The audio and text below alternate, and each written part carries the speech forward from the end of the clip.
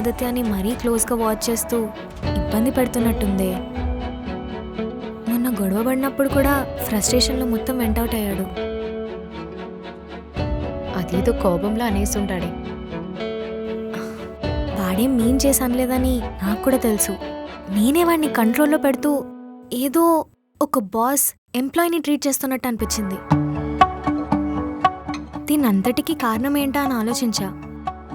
నేనే వాడి గురించి 24/7 ఊరికే ఓవర్ థింక్ చేస్తూ నా మెంటల్ హెల్త్ని వాడి మెంటల్ హెల్త్ని డిస్టర్బ్ చేస్తున్నా.